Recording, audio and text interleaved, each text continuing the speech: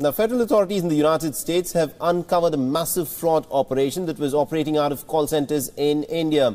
Now, authorities say that the network of criminals in India had managed to steal over $1 billion from around the world, and their targets were often vulnerable Indians who were living in America. The WION's Andy Rosgen takes a look as to how this operation was exposed in a small Illinois community.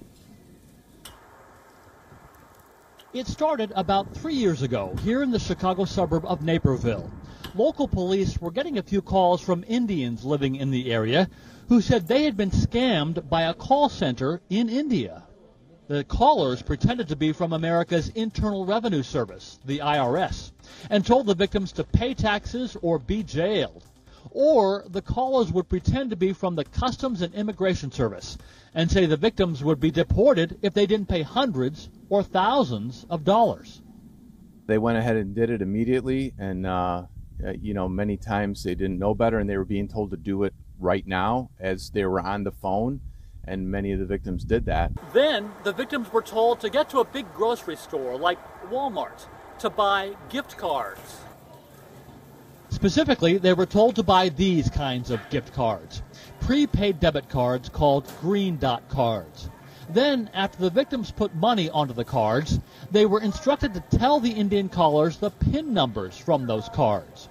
From there, members of the scam in the United States, called runners, managed to move the funds into various bank accounts and money orders, and the runners would get their cut too. It is terrible. Krishna Bansal heads the Indian Community Outreach Center in Naperville. He also got several threatening calls from that Indian call center. I have tried getting into a conversation with these guys to understand why and what they're doing, and then finally when they realized that I know what is going on, they backed off completely. And they in fact started talking to me in Hindi and Gujarati. Bansal believes the Indian call centers have access to a database of Indians living in America and know exactly how to scare them and touch an emotional nerve. And the victims he's talked with feel ashamed for falling for it. Some of these people are not very well-to-do off. They don't have like a lot of savings. They have lost all their savings. And you can imagine, that money was kept for something else. That money was for some kids' education. At the Naperville Police Department, investigators eventually started to connect the dots with other reports of Indian call center scams around America. The investigation took years, but federal authorities determined that the Indian call center that was harassing Naperville was based in Ahmedabad. And in the last few months, authorities have rounded up about 60 suspects, and several of them have already pleaded guilty. About a dozen Naperville residents lost roughly $88,000 in the scam, but the worldwide theft is estimated at over $1 billion.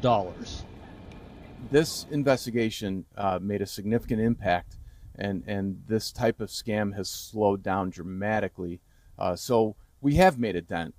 Krishna Bansal says he's helping set up a series of community meetings for Indians to teach them how to avoid phone scams in the future. And as for those who already fell prey, well, authorities say they might be able to get some of their money back, but it could take years. Andy Rosgen in Chicago for WION.